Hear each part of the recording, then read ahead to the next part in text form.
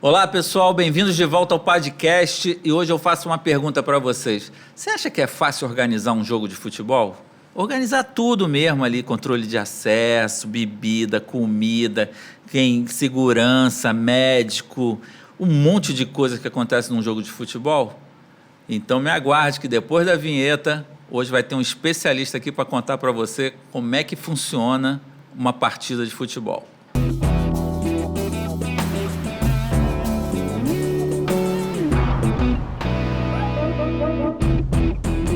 Márcio Padilha apresenta Padcast, o podcast do Padilha.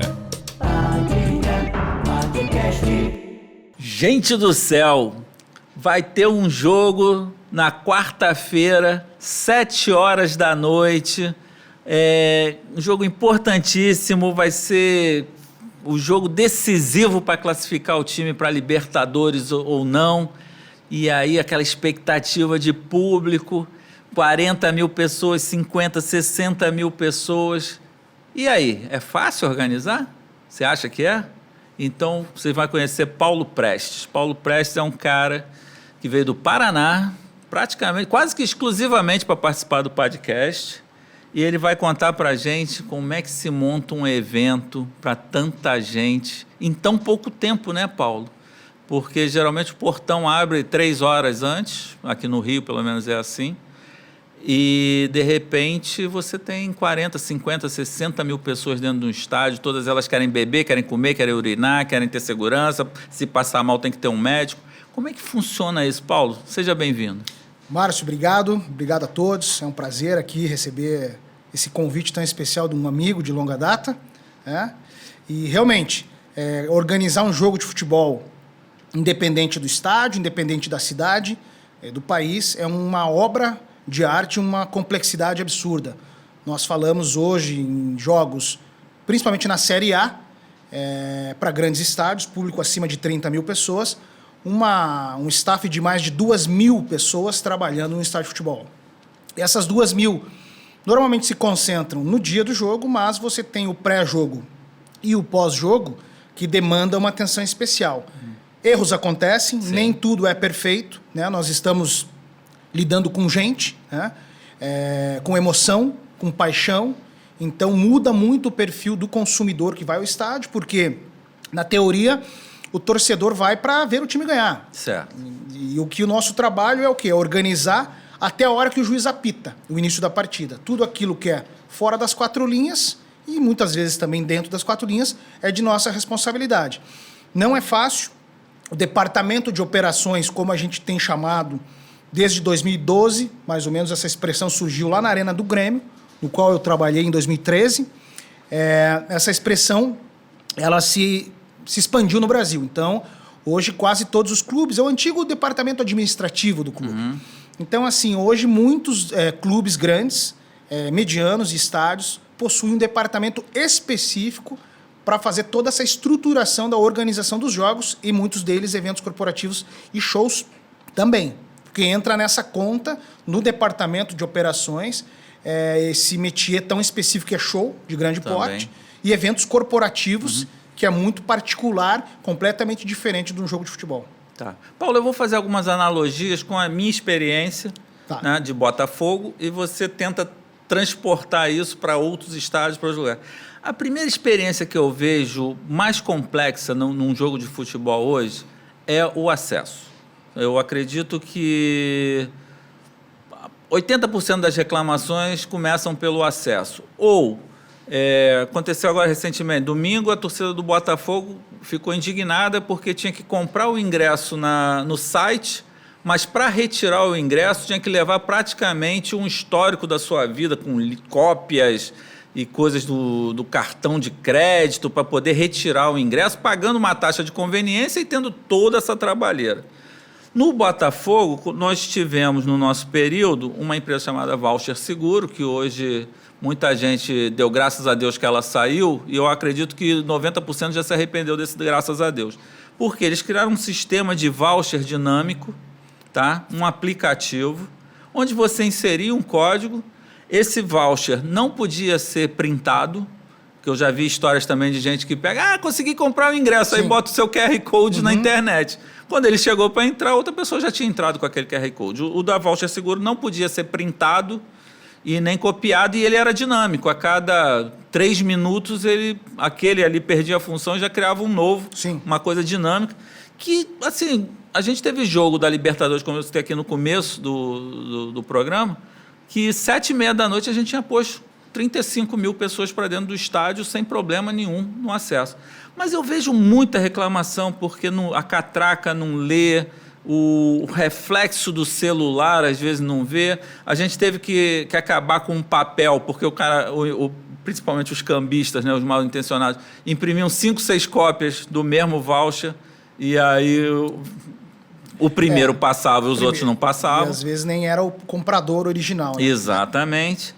Então, assim, como é que você vê no resto do Brasil o funcionamento do controle de acesso? O que você diria que funciona e que não funciona? Eu estou há 22 anos trabalhando com isso. E um dos principais desafios dos clubes e dos estádios é quanto ao período final que antecede o início da partida. Os 30 últimos minutos antes do início do jogo. Nós temos praças hoje onde não se pode, por lei, consumir bebida alcoólica dentro do estádio. E aí o cara quer ficar do lado de fora. E você sabe que nada melhor do que futebol é uma cervejinha gelada. Então o que acontece? A grande maioria do público que vai ao estádio bebe sua cerveja. Então ele não tem como fazer isso dentro. Então eles ficam muito no período no perímetro externo das ruas, normalmente com ambulante, com bares associados ali no local, e você vai tendo aquele acúmulo de pessoas. Sim. Os estádios dispõem, na sua grande maioria, de muitas catracas, muitos portões de acesso. Então você precisa fazer uma análise inicialmente, qual é a capacidade dos setores dos estádios. Tem estádio que você entra com o seu documento e vai para qualquer lugar do estádio. Sim. A grande maioria não. São setorizados. São setorizados, por isso que o nome já diz. Então, assim, você precisa fazer uma análise se as catracas estão suportando essa quantidade de gente apta a entrar naquele setor. Entendi. Mas só que a gente tinha um problema que era o seguinte, cada catraca entra 6 mil pessoas por hora. Mas, assim, entraram 300 até os 50 minutos e nos últimos 10 minutos Exatamente. E querem entrar 5.300. Um cálculo que a gente utiliza, que é um cálculo internacional, baixou. A tomada era 660 pessoas por hora catraca. Baixou para 480. Seria um número, vamos dizer assim, saudável. Sim, mas desde você que tem distribuído razão. em uma hora. Exatamente. Como você só tem 30, 20, 15 minutos, isso Esse vira número, um pandemônio de pessoas. sim. Aí se você pega um estádio onde você vai ter um jogo com 50, 60 mil, você vai ter problema. Aí você tem, às vezes, a questão do horário, porque você pega pico e rush de trânsito. Também. Um dia de chuva é um complicador. Outro problema, se o equipamento eletrônico, a catraca, não está 100%, então isso a gente, normalmente quando fala com os fornecedores dos clubes, exige ao extremo testes e mais testes durante a semana que antecede o jogo. Catraca por catraca, exatamente. Esse é um dos motivos. E outro é sim o tipo de tecnologia que esse torcedor vai acessar o estádio. Então, por exemplo, se você tem um documento único e você paga a sua mensalidade como sócio torcedor, você teoricamente você tem uma vazão muito mais rápida. Agora, quando você expõe o torcedor a ter que fazer o check-in, check-out, imprimir um papel, fazer isso, fazer aquilo, você além de estressar o torcedor, você corre risco, sim, acontece, de que a tecnologia não te ajude na hora H, naqueles últimos 30 minutos. E aonde acontece o quê? As filas intermináveis. E se você, Márcio, é uma coisa que eu nesses meus anos de estrada, eu costumo dizer, eu já fiz muita gestão de programa de sócio-torcedor. Você não pode criar muita regra pro acesso. Você pode criar pro programa de sócio, mas pro acesso você não pode criar. Então, assim, uma vertente que tem crescido no Brasil hoje para controle de acesso é a biometria, em alguns lugares, por questões de segurança. Então, assim, eu tenho um exemplo muito bom, que é o Atlético Paranaense, no qual eu trabalhei por vários anos, e nós instalamos na época lá, atrasava um pouco, mas criava um senso de segurança no estádio. Porque você não leva o dedo para outra pessoa. Exatamente. Né? E aí você tem esse outro porém. Você inibe ao máximo o cambismo. Isso é ótimo. Porque aí o cara tem película, silicone, mas não é a mesma coisa. Então, assim, essa vertente da biometria ela já tem se expandido para alguns outros lugares. Certo. Rio Grande do Sul, por exemplo, alguma coisa em outros setores, em alguns estádios, aí para cima do Nordeste. Isso é muito importante. Mas essa meia hora final, Márcio, eu vou te falar que é global. Ela não é local, ela não é global. Não é prerrogativa de nenhum clube. Não é Brasil, isso é no mundo inteiro. Entendi. E aí tem por último, a gente falou sobre cerveja, o torcedor ele chega em cima do jogo, aí aquele que tem cerveja dentro do estádio, ele sempre vai ter uma argumentação. Ele diz assim, ok, cheguei antes, sabe por que não entrou antes? Porque a cerveja no estádio é muito cara. Sim. E no ambulante mais barata. Então Sim. sempre vai ter uma vírgula no final da frase para argumentar o porquê que ele está demorando tanto para acessar. E aí qual que é o impacto num jogo para Libertadores, por exemplo, de 50, 60 mil, faltando 10 minutos para começar o jogo, não tem catraca suficiente no estádio, Márcio, que É dê físico, conta. né? É físico. Você não pode abrir um buraco 360 graus no estádio com catracas para todo mundo entrar, não tem como. Exatamente. Eu me lembro que a gente fazia, Paulo, algumas tentativas, né?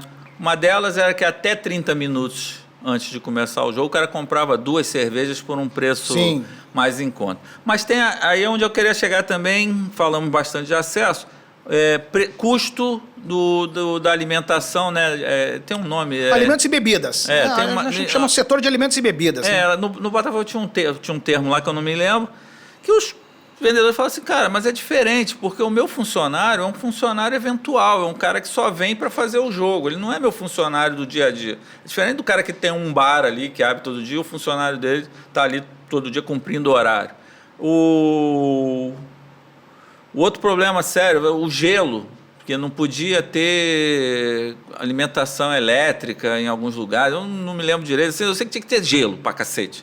O Botafogo chegou a ponto de ter uma fábrica de gelo dentro do estádio. Alguns têm. Para otimizar essa operação, porque era uma loucura, entrando e saindo caminhão de gelo o tempo todo e molhando os caminhos, os acessos, aquela água escorrendo.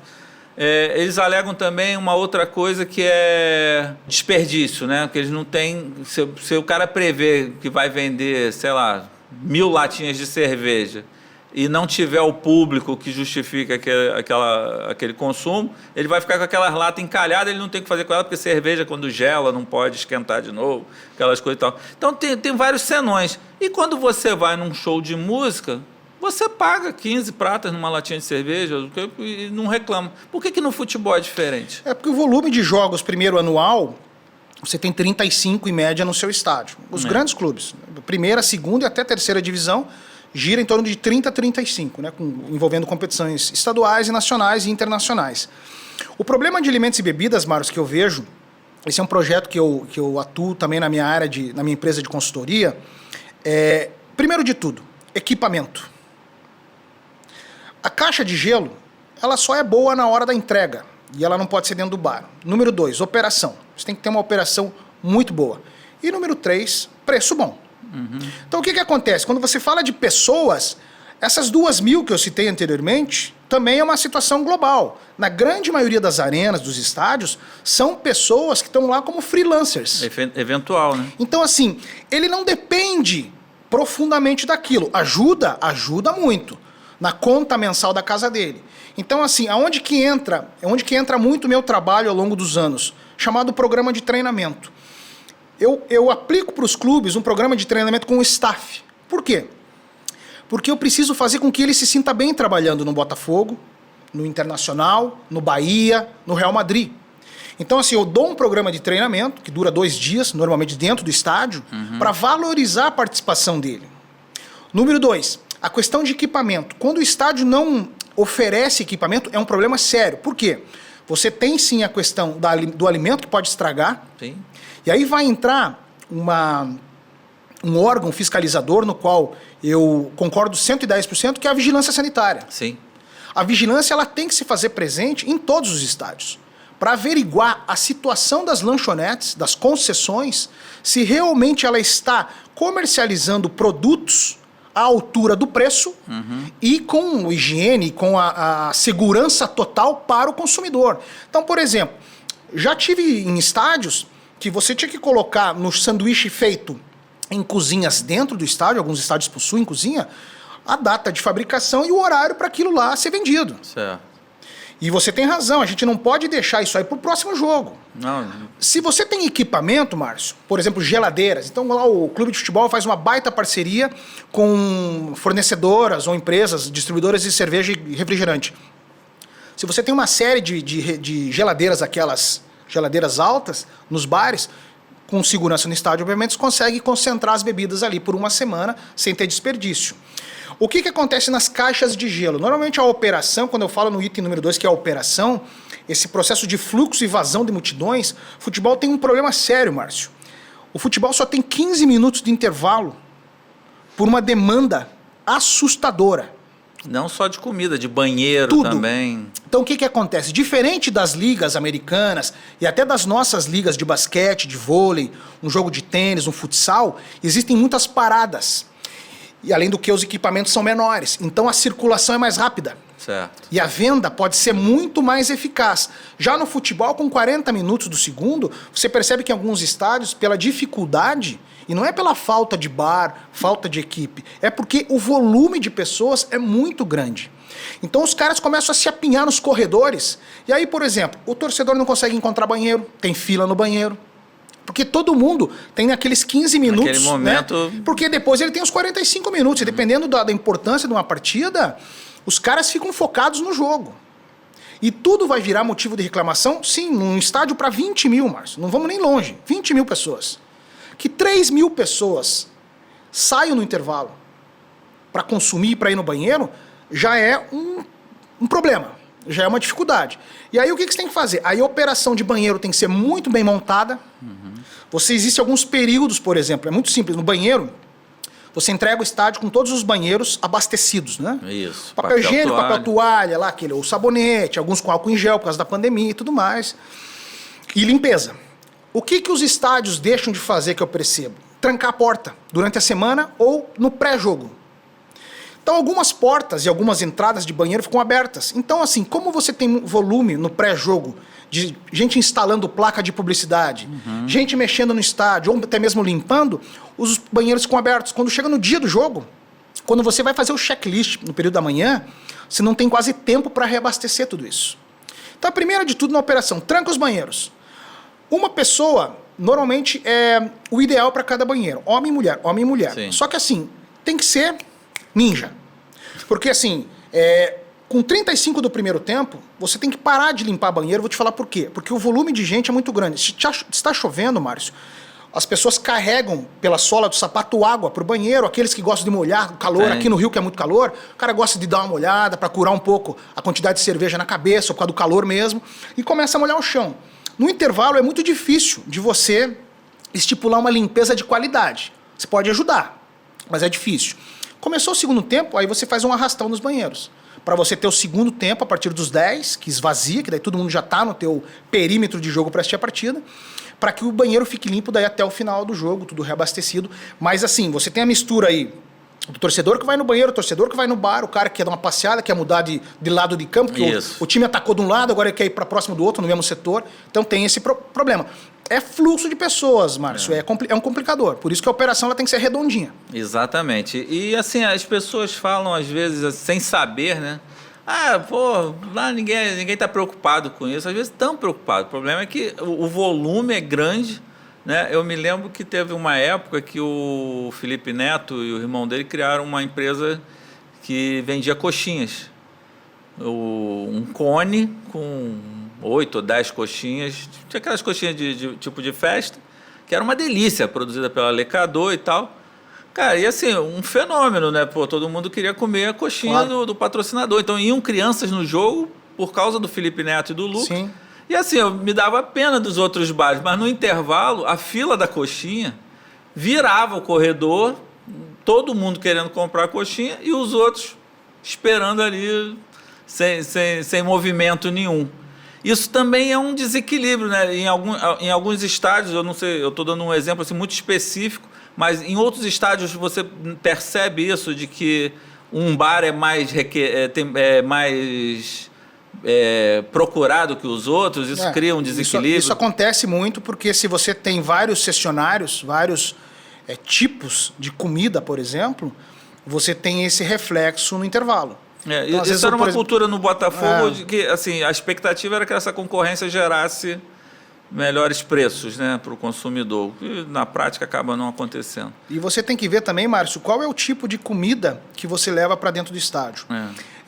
Os clubes, assim, o Brasil ele não tem ainda uma cultura de operação de bares e concessões no Brasil. Não tem. Muito está engatinhando. Estamos no caminho? Sim, estamos. Mas vai demorar um pouco. Então cada estádio tem as suas particularidades. Tem as suas particularidades, algumas fazem, tipo, lá em Curitiba, autogestão. Autogestão eu entendo que é um caminho muito importante para os clubes, porque autogestão você tem 100% das despesas, mas você tem 100% das receitas. Certo. E se você tem parceiros comerciais, essas distribuidoras gigantescas de bebida, você já começa a diminuir a tua despesa. Porque você tem equipamento envolvido nessa brincadeira. Certo. E você tem que entender também qual é o perfil do torcedor, e isso eu encontro também uma falha muito grande nos clubes, em não realizar pesquisa de satisfação. O que você quer comer no estádio? Você quer comer pipoca? Você quer comer hot dog? Pizza? O que você quer comer? Por exemplo, no Sul, nós tivemos em algum momento Mineirão lá em Curitiba... tem o tradicional... O arroz lá, como é o... O tropeiro. O tropeiro. Que é sensacional. Eu já tive lá várias vezes e comi, muito bom. E é tradicional. Tradicional. Né? Então, assim, eu já fiz jogos, por exemplo, em Curitiba e no Sul, daqueles jogos das 11 da manhã, que a gente estava comentando antes aqui, que a gente vendeu café com leite e pão de queijo. Olha. Que é uma coisa mineira, mas no frio de Curitiba vai muito a calhar. Aqui no Rio também Entendeu? é um sucesso. Pão de queijo aqui é... Então, assim, lá no Nordeste eu já vi aquele aipim com carne seca. Olha. Num calor absurdo, mas os caras comem. Então, assim, você tem que entender esse perfil. Você tem que ver também a questão do setor do estádio. Esse setor é um setor mais popular. Você não vai jogar os mesmos preços. É um erro. Porque você vai fazer a pipoca a 10, 12, 15 reais pro estádio inteiro.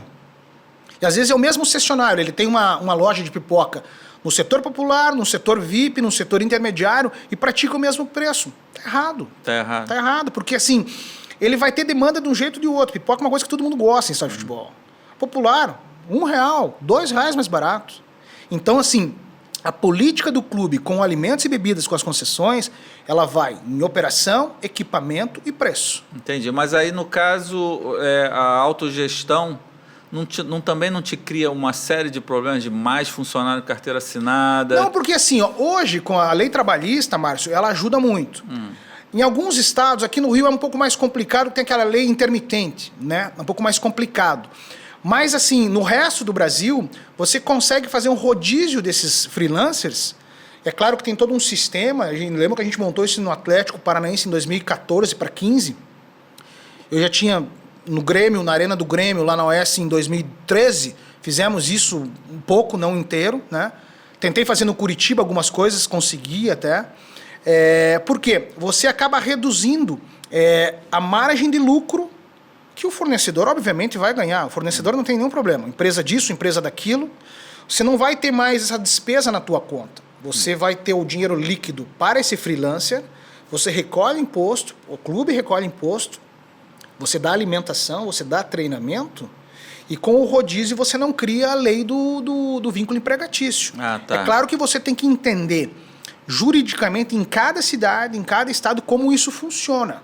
Eu me lembro que aqui encareceu muito porque as empresas todas terceirizadas tiveram que registrar todo mundo, e era isso, o cara não podia trabalhar 3 jogos seguidos, senão já configurava. Mas assim, Márcio, o mercado de eventos e de jogos, você tem hoje uma quantidade muito grande de pessoas que trabalham.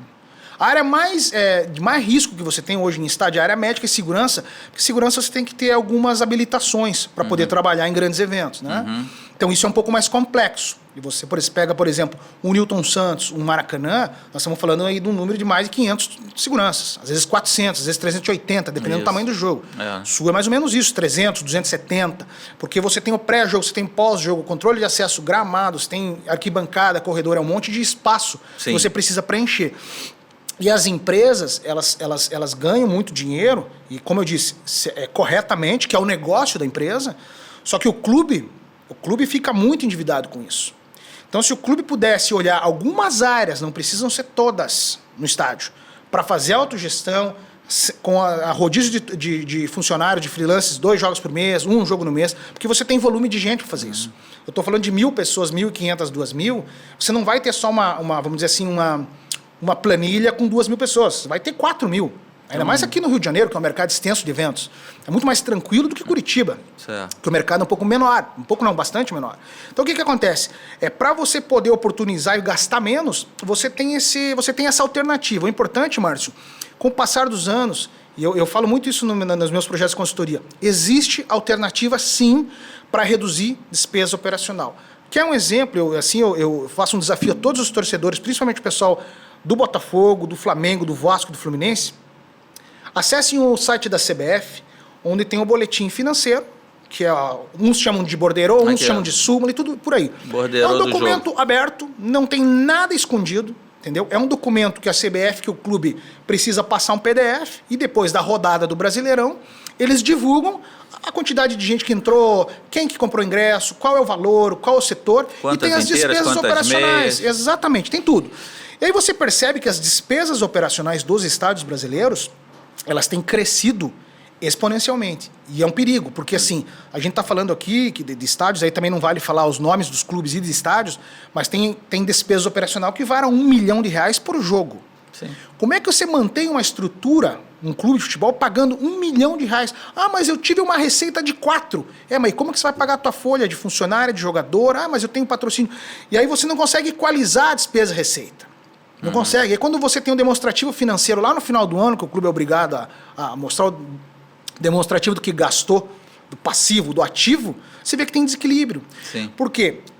A gente tem essa dificuldade, eu faço isso nos meus projetos de consultoria, eu consigo comprovar para o clube que existe alternativa para você reduzir. Você não precisa reduzir de 10 para 1. Você pode reduzir no primeiro ano de 10 para 7. Sim, já, e depois já são para 30%, 6, 5, e vai 40%. indo. E aí, esse é o trabalho, atrelado a essa redução, a treinamento. Aí o produto final sempre fica melhor, né? Porque eu me lembro assim, de já ter recebido alguns questionamentos. Porque na época de vocês a despesa do estádio era X, aí teve um determinado borderô aqui num jogo do Botafogo que o mandante era o adversário, por algum motivo, o mandante era o adversário, e se omitiram várias despesas, como se não tivesse tido aquelas pessoas dentro do estádio. Aí eu falei assim, vocês...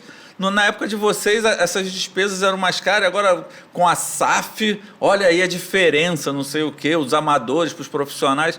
Só que assim, os caras omitiram, as despesas são as mesmas, não tem como, né? Eu me lembro assim que eu ficava, às vezes, impactado com alguns custos, eu reclamava. Inclusive, meus amigos da federação, que me perdoem, mas acho que o custo da Federação do Rio de Janeiro é um dos mais caros do Brasil. Se não me engano, todos os outros estados cobram 5%, fica 5% para a federação, aqui no Rio fica 10%, e ainda tem uma taxa de quadro móvel de R$20 mil por jogo, que são funcionários da federação que vão para ajudar a fiscalizar os fiscais que já foram contratados, que isso é outra coisa também que eu quero chegar. Eu não entendo porque em cada catraca tem que ter uma pessoa, se o sistema é automático, é só encostar, no metrô não fica uma pessoa por catraca. Na verdade, o futebol ele tem algumas mazelas que elas precisam ser curadas ao longo dos próximos anos com certa urgência. Como a gente tem muito sistema eletrônico de controle de acesso, o que você pode fazer, e aí é uma conversa da união dos clubes com as federações, que praticam esse quadro móvel, não é só aqui no Rio, tem alguns outros estados que praticam isso, você gerar credibilidade para a federação de que quem está entrando realmente é quem está entrando. Exatamente. Porque assim, porque eu já percebi em alguns estádios, já fiquei muito em controle de acesso, que o fiscal ele chegava no catraqueiro e pergunta por que se usou esse cartão? Porque a bateria de catracas, às vezes tem um supervisor ou dois atrás dos catraqueiros. Um cartão master. Um cartão master. Então assim, às vezes o cara vai lá e usa. Aí o fiscal, por que se usou? Até o cara explicar isso, pro cara, esse aqui pagou, mas não leu.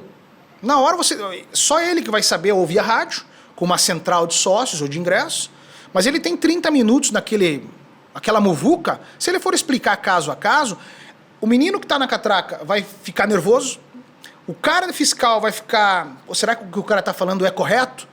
E aí, daí justifica, teoricamente, na cabeça deles, da federação, que eles têm que estar lá. Então, assim, você precisa gerar uma credibilidade para que o controle de acesso tenha algum tipo de login e senha para a federação, para algum delegado, algum fiscal de uma sala específica, que ele possa acompanhar a entrada e o acesso. Olha, se venderam 38 mil ingressos, entrou até agora 36. Mas por que não entrou 38? Porque Pode ter gente que não veio. Tem gente que desiste. Tem gente que desiste. Ainda quando é sócio torcedor, é mais ainda. Então, assim, essa questão do quadro móvel, e aí, assim, o que me assusta muito ainda, Márcio, são os custos de principais empresas, como empresa de segurança, empresa de limpeza, abastecimento de banheiro é caro, né, porque é muito produto. Isso tudo entra nas despesas operacionais. Tem que entrar, né? Então, é muito caro. Então, Energia elétrica, infelizmente, área médica. O Newton Santos, por exemplo, depois da Olimpíada, eles podiam ter trocado. Eles trocaram toda a iluminação e, em vez de botar a iluminação LED, que é muito mais econômica, botaram aquelas lâmpadas tradicionais de vapor de sódio, vapor de mercúrio, sim, não sei, sim. que consomem muito mais. Porque, assim, Márcio, existem alternativas. A tecnologia para estádio, ela vem crescendo a cada ano. Existem fornecedores brasileiros, europeus e americanos para trazer soluções para o teu equipamento, para a tua instalação mais barato. Qual que é o problema e por que os clubes ainda não entraram nessa onda? Porque o investimento inicial é muito pesado. É quase que um jogador milionário. Então, mesmo assim, que vá ter descontos ao longo de anos, vai ter esses projetos são projetos fatiados. Então, se você não paga uma bala de 5, 10 milhões numa pancada só, você tem um projeto que você vai pagar durante 2, 3, 4 anos. E aí mexe muito com a gestão do presidente, que fica 3 ou 4 anos, fala, não quero me comprometer agora, porque eu não vou pagar, vou deixar o clube endividado aqui quando minha gestão acabar daqui 3 anos. Então, eu prefiro investir o quê? No futebol. Então, assim, que nem sempre acerta nem também, sempre, né? E aí que é contrata é pior um jogador ainda. milionário. Exatamente. O cara não vinga. Então, assim, Márcio, a grande inteligência do profissionalismo de operações hoje é entender no mercado. E aí o cara, assim, e eu agradeço a Deus por ter tido essas oportunidades comerciais e de marketing dentro dos clubes, onde eu passei também. Você tem que ter um pouquinho também de feeling de negócio para entender o valor que o cara está te cobrando. Pô, vou instalar um sistema novo de iluminação, vai custar 10 milhões. Como é que a gente pode fazer isso? E aí você tem que encontrar parcerias, que é um trabalho muito difícil dos departamentos comerciais e de marketing, de negócios dos clubes, encontrar essas parcerias para tentar dar uma diminuída, uma diluída nisso aí. Então, assim também funciona para os fornecedores de operações em geral. Diferentemente da autogestão, que você tem um controle maior das pessoas que estão ali e você consegue realmente comprovar para o teu presidente, para o teu conselho, que se eu estou com 1.845 staffs, eu estou com 1.845 staffs. Quando você tem empresas de grande volume de pessoas, segurança, limpeza, você às vezes está pagando uma nota fiscal de 500 por jogo, 500 seguranças, 400, 300, vamos dizer que tem 300. Então, 3 jogos no mês dão 900 seguranças. Sendo que você pagou por 900, e se você realmente fazer um crivo, vieram 700, somando os 3 jogos. Entendeu? Ali no meio daquela confusão, você não tem como Como contar. é muito volume de gente, é tamanho, é muito difícil você conferir. E aí, Márcio, entra nessa loucura da operação uma área muito importante que a gente chama de portão de serviço e credenciamento. Credenciamento de staff. É ali onde todos esses problemas teus se resolvem. Mesmo na empresa terceirizada, precisa comprovar o acesso. Nós tínhamos 2 containers no setor sul, isso eu me lembro, onde todo mundo que ia trabalhar no jogo, fosse funcionário do marketing, funcionário da presidência, vai ser catraqueiro, vai ser bilheteiro, vai ser ambulante, que é uma galera também que dá um trabalho. Todo mundo tinha que passar e recebia uma pulseira. Então, imagino que a gente tinha um controle bem bom. Não, tem. Assim, a grande maioria tem, sabe, Márcio? Quando você tem um sistema de acesso, container, um espaço físico, né? Digamos, você tem funcionários teus do credenciamento, eu formei alguns nesses últimos anos aí, e aí você tem freelancers ajudando ele também, porque esse trabalho começa durante a semana. Sim. Separação de cor de pulseira, pedido, listagem de pessoas, computador, vamos colocar tudo no computador. A empresa vai vir com 250 funcionários, eu preciso dos nomes, eu preciso abrir um credenciamento, preciso travar esse credenciamento. Dos 250 faltou 20. Posso colocar, cara, na hora do jogo não tem como. Então, assim, é um processo organizacional que demanda tempo. Então, assim, eu costumo brincar muito com meus amigos e familiares, assim, você fica no estádio, a gente tá conversando isso uns minutos atrás, você fica no estádio de domingo a domingo, o jogo é só no domingo. Isso. O que você faz de segunda a sábado? Então, assim, você prepara... O pós-jogo e o pré-jogo. Pra você ter uma ideia, Márcio, As pessoas não sabem, mas os gramados hoje, você corta aí dia sim, dia não o gramado de um estádio de futebol. Dependendo do tamanho da área de escape de um estádio, com a grama de jogo, que os campos hoje estão meio parecidos as medidas, né? Sim, 105 por 68. Padronizado. Então, assim, e o tipo da grama também é padronizado. Então, se corta... então, o que acontece? Você tira os sintéticos aí do Palmeiras e do Atlético Paranaense... E agora do Newton Santos. Do Newton Santos também, você está cortando, se tirando aí 600 quilos de grama por semana. E para onde vai isso? E aí você tem que ter o quê? Aí mais uma despesa que pouca gente sabe. Você tem que ter parceria com alguma empresa de gestão de resíduos. Porque você não pode descartar essa grama, esse corte aí no meio do nada. E os clubes eles estão dentro de uma lei. Você precisa ter caçamba específica para jogar isso. Olha. E todo esse lixo não é só grama. Isso vamos dizer que é orgânico. Pensa você que eu tenho toneladas de lixo do jogo. Copos de plástico, latas de cerveja, pacote de pipoca. Isso gera em alguns estádios 5 toneladas por jogo. Nossa. Por jogo. Nós fizemos um projeto aqui junto com a Meu Copo Eco, que nós fazíamos copos temáticos, né? E eram copos de um material que a pessoa podia alugar o copo só para o uso durante o jogo, para evitar o descartável, ou podia levar o copo de recordação. Eu levei muita bronca, porque para cada jogo a gente fazia uns diferentes. Sim. E aí o pessoal fala assim, para de lançar copo, porque eu já tô com 70 copos lá em casa, minha mulher quer me bater. Não, mas tem que comprar, o torcedor tem que comprar, fazer coleção. Exatamente, entendeu? aí tinha correntinha, a abraçadeirazinha para o copo ficar penduradinho, tipo o universitário faz, né? Cara, era uma tentativa nossa. Durante muitos anos nós tivemos essa parceria e chegamos a fazer, inclusive, que agora uma outra pergunta que eu vou te fazer, que eu acho que me incomoda muito, nós chegamos a oferecer de graça o copo para o setor visitante. O Palmeiras, por exemplo, veio jogar no Newton Santos, nós destinamos copos verdes para o torcedor do Palmeiras e a reação deles era muito engraçada, porque eles falavam assim, tô ganhando um copo, não tem pegadinha, não? O que é? Não, meu amigo, esse copo é para você não usar descartável. Genial. Os caras, sensacional, obrigado, não sei o quê. E aí eu vou chegar num assunto que me interessa, e eu não sei se os grandes clubes se preocupam no Brasil, afora e no mundo. Setor visitante. No estádio Newton Santos, eu vou te falar, os caras são recebidos quase que com um tapete vermelho. É um setor específico só para eles, imenso, 4.000 lugares, com bar, restaurante igualzinho tem no nosso, com a mesma qualidade de comida, de alimentação, de bebida, banheiros limpos e, pasmem, área para estacionamento de ônibus. Então, se vier um ônibus de excursão com torcida...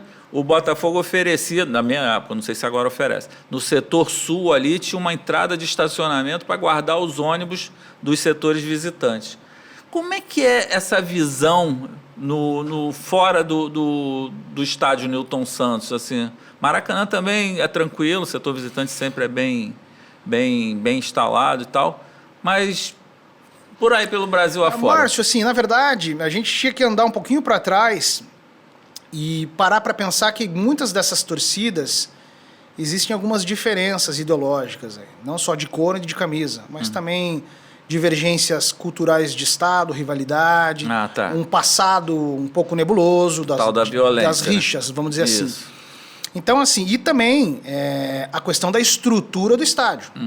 Que não é pensado para duas torcidas, né? Como a grande maioria dos estádios do Brasil já tem a sua idade avançada, é muito difícil você criar obra dentro do estádio, sem mexer na estrutura dele.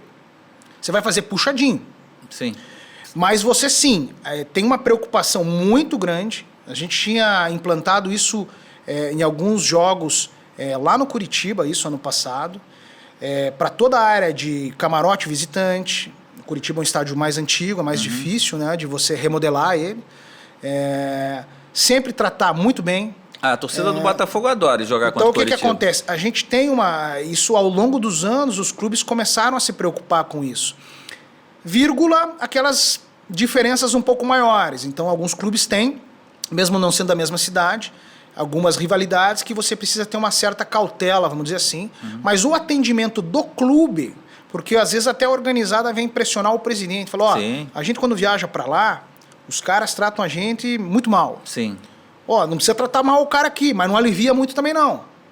E aí você fica muito em cima é uma faca de dois gumes, né, Márcio? Porque assim, é um ativo que você está vendendo, aí você pega algumas praças onde, por exemplo, Curitiba, você tem muito torcedor do Botafogo, do Flamengo, do Internacional, do Corinthians, do Palmeiras. Então, quando joga Curitiba, quando joga Atlético, e na época dos áureos do Paraná Clube, você tinha uma demanda altíssima de venda de ingresso para a torcida visitante.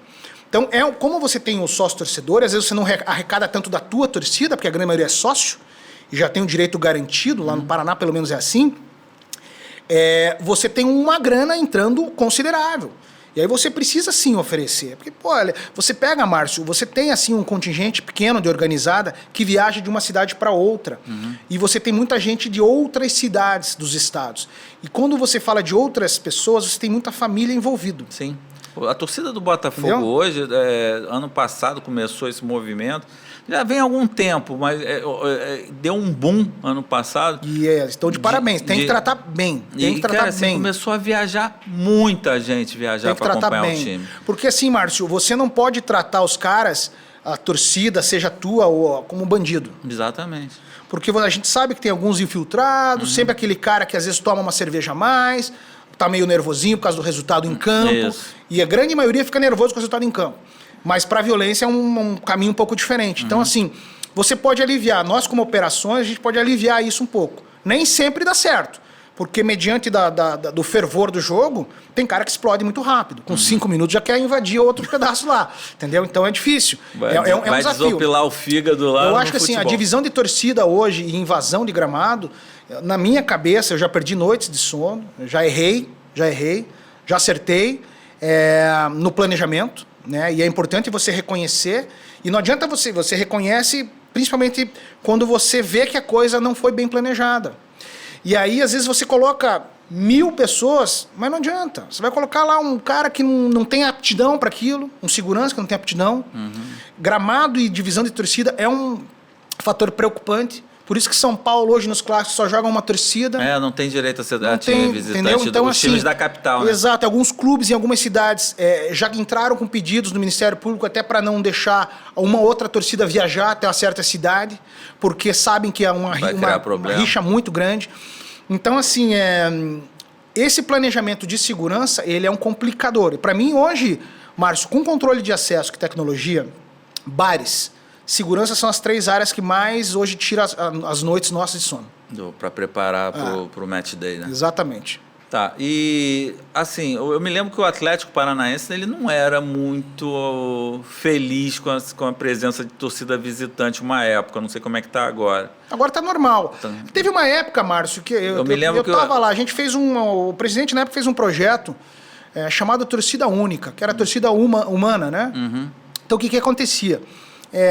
Ele abriu o estádio como um todo.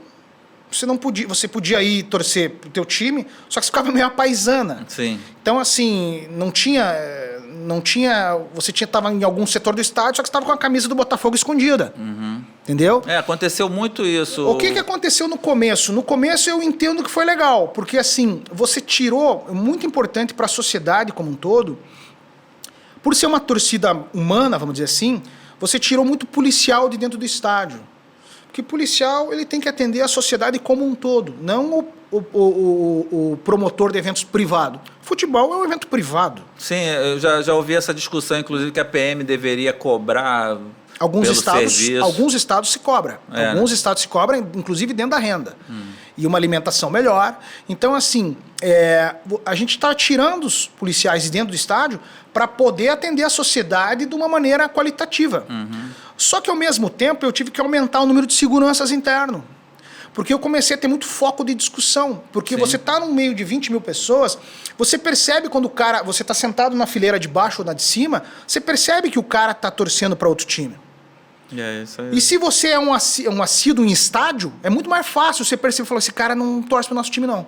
E aí vai provocar... E aí, às vezes, o cara tá naquela angústia do jogo, e o cara faz um gol. Eu já tive casos de familiares meus, que eu recebi convite para levá-los a estádio, de outros times, que torcem para outros times, que de repente levantou. Tive que tirar na marca, você não ia apanhar no estádio. Complicado. Entendeu? É Então, assim, complicado e aí foi caindo meio que por terra isso, sabe? Alguns clubes não gostaram da iniciativa, principalmente do eixo Rio-São Paulo, porque tem torcidas grandes E que queriam aquele espaço. nacionais, né? Nacionais. E aí foi caindo. Hoje tem a divisão, normal a divisão. Entrava de duas pela torcidas. rua de trás, eu não sei depois da obra. Continua, só que sobe, agora só na parte de cima. Só na parte de cima. É. E aí acontece no do Palmeiras um negócio que eu particularmente acho super desagradável. Eles não te impedem de entrar com nada. Você entra com celular, com radinho, não sei o quê. Diferente da Arena Independência, que não pode entrar com nada. Mal pode entrar com o celular. Mas eles botam uma tela na frente do coisa que você não consegue nem ver o jogo direito. É uma rede, né? É uma eu já rede vi já. para evitar que se jogue coisas. Assim, eu acho... Sim, no STJD é muito simples, Márcio. Alguém jogou objeto, se for identificado para dentro do campo, vai ser punido da torcida que o cara jogou. Exatamente. Então, se por exemplo, se você pegar aqui no Newton Santos e fizesse uma dessa, num jogo, por exemplo, um time de São Paulo, que não vou dizer o nome para também não fazer uma provocação, se um torcedor de um dos times de São Paulo, do Paraná, Rio Grande do Sul, jogar e for identificado e preso, o punido é ele. Sim, já aconteceu. Não é o Botafogo, já aconteceu entendeu? em jogo nosso, da gente tem aquelas câmeras de alta Sim. definição, ia buscar lá o sujeito e tem torcedor que aponta, ó, foi esse cara aqui. Porque assim, ao longo dos anos, essa clube não ser a punido. punição é tamanha que os próprios torcedores denunciam. Sim, para evitar Porque problemas. eles sabem o prejuízo financeiro e institucional que um clube... acontece com o clube por um cara jogar um copo vazio de plástico. O cara jogar aquilo, tentar invadir campo. Tacar uma latinha no juiz. Você sabe que tinha campeonatos que eu já fiz em jogos que era proibido aquele drops, o house, no bolso. Quando você fazia a revista, o cara tinha aqui. Aquilo virou uma arma, né? E uma vez, você sabe, Márcio, tem uma história bem interessante sobre sinalizador dentro do estádio. Sabe, eu sempre sou muito cobrado pelos presidentes, pelos diretores gerais. Por que o cara entrou com sinalizador dentro do estádio? E às vezes entrou com uma bomba. Entra na meia ali. O sinalizador hoje, nas casas de fogos, é do tamanho de um cigarro. O cara entra na sola do sapato. Sim. Você não consegue enxergar. E a bomba, é muito engraçado, que a bomba ela entra nas partes genitais, tanto do menino quanto da menina, torcedor quanto da torcedora. E assim, aí o pessoal é muito inteligente para fazer isso, né? Então eles entram e aquilo estoura, né? Ousados. Porque eles podem se ferir, imagine se estoura dentro dele, né? Então assim, você revistando 30, 40 mil pessoas é muito. E você vê exemplos na Europa e em toda a América do Sul que acontece com todas as famílias. Todas as famílias. Alguém passa. Com um sinalizador ou com uma bomba. O que tem acontecido hoje é o árbitro paralisar o jogo, né? Enquanto não apagar, não continua a partida, né? Então, assim, é muito difícil você... Esse planejamento de segurança, e sempre em comum acordo com toda a inteligência da polícia, é muito bacana. Assim, aonde eu trabalhei, nos estados onde eu trabalhei já em todas as regiões do Brasil. A gente sempre teve um apoio incondicional da Polícia Militar, Polícia Civil. Eles têm as suas preocupações, eles têm as suas diretrizes e principalmente nos exigem várias coisas, no estádio, no equipamento. Sim. E às vezes sem dinheiro é difícil você fazer, mas eles têm um entendimento e nos ajudam muito. Então, assim, sempre que eu posso, enalteço muito o trabalho da polícia. Aqui no Rio de Janeiro nós temos um batalhão especial, né, que é o BEP, que era comandado na minha época, ele era Major Silvio, depois virou Coronel Silvio, e hoje é um outro major que comanda. E a gente tinha uma parceria muito boa, a gente tinha um entendimento muito bom de diversas situações. O Botafogo sempre teve um controle de câmeras muito eficiente. Sim, isso é importante. Me lembro que tinha assim, um paredão com televisores. A gente chama esse espaço do CFTV, ou CCO, Centro de Comando de Operações. CCO. Eu normalmente estou dentro desse espaço. Né? Eu fico dentro desse espaço. O Newton Santos tinha um CCO e tinha aquelas câmeras de alta definição que ia buscar até na rua. E tem que ter. E eles ficavam... Pega aquele cara ali, vai acompanhando, vê o que ele está aprontando, não sei o que. Não é nada, vai, volta, agora vai nesse aqui. E eles ficavam acompanhando, ficava uma equipe do BEP ali dentro do CCO, olhando todos os detalhes para prevenir possíveis danos. Para uma operação ter o máximo de sucesso possível, Márcio, o CCO ele é o cérebro do estádio. Sim. Então ali eu costumo dizer, é uma falha se não acontece. Mas você tem que ter um responsável pela polícia militar, um responsável pela área médica, um responsável brigadista, um responsável da infraestrutura do estádio, ou um engenheiro, ou um especialista elétrico, entendeu? Você tem que ter o teu gestor de segurança, o teu gestor de tecnologia, por causa do controle de acesso, telão, áudio e vídeo. Porque tudo interligado, então é tudo né? ali. E o gestor de operações, no caso eu, vamos dizer assim.